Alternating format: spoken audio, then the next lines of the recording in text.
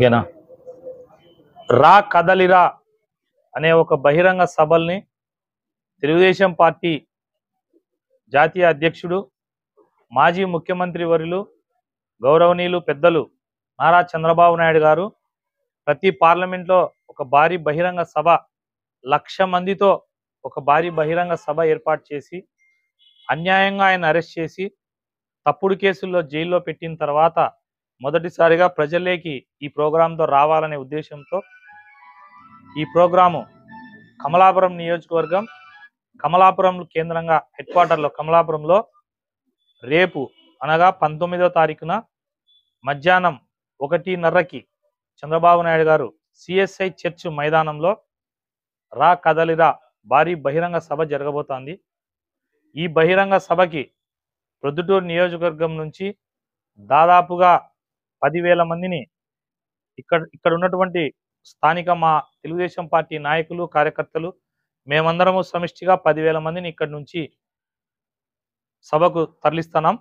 అలాగే కమలాపురం నియోజకవర్గం కమలాపురం మండలానికి సంబంధించి కోగటము దాని పరిసర గ్రామాల నుంచి కూడా ప్రత్యేకంగా నేను 2,500 మందిని అక్కడి నుంచి కూడా సమకూరుస్తున్నాం.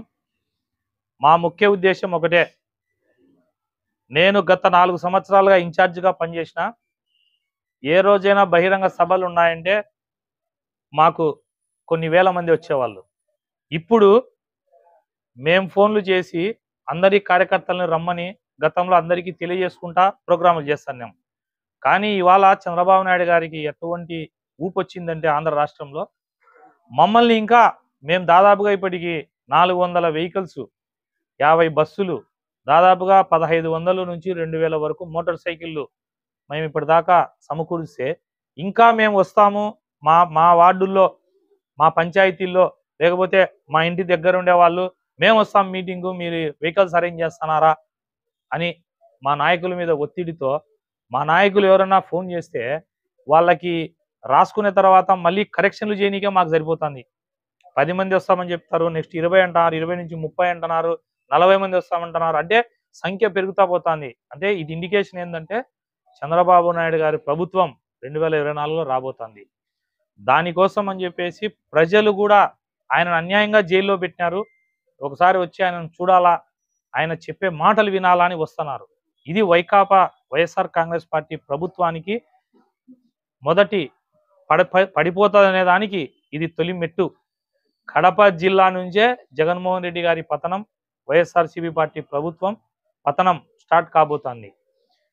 తెలుగుదేశం పార్టీ నాయకులు కార్యకర్తలకు అలాగే జనసేన పార్టీ నాయకులకు కార్యకర్తలకు నందమూరి అభిమానులకు నారా కుటుంబ అభిమానులకు అందరికీ నా విజ్ఞప్తి ఏంటంటే రేపు ఉదయం 11 గంటలకల్లా వైఎంఆర్ కాలనీలో ఉన్నటువంటి మా ఇంటి దగ్గరికి వస్తే ఇక్కడి నుంచే వాహన సదుపాయం ఏర్పాటు చేసినాం. అలాగే ఇక్కడనే భోజనాలు ఏర్పాటు చేసినాం. ఇక్కడే భోజనం చేసుకొని అందరం 12:30కి ఇక్కడ నుంచి బయలుదేరి 1:30కల్లా మనము కమలాపురంలో సభా ప్రాంగణానికి చేరుకుందామనేటట్టుగా నాయకులు అందరం కలిసి నిర్ణయం తీసుకున్నాం. రేపు తెలుగుదేశం పార్టీ నాయకులు జనసేన నాయకులు కార్యకర్తలు అందరికీ విజ్ఞప్తి చేస్తానా, మా ఇంటి దగ్గరికి రేపు 11 గంటలకల్లా అందరూ రండి. అందరము భోజనం చేసేసుకొని మీటింగ్కు వెళ్ళి సభను జయప్రదం చేద్దాం. జై తెలుగుదేశం, జై చంద్రబాబు గారు.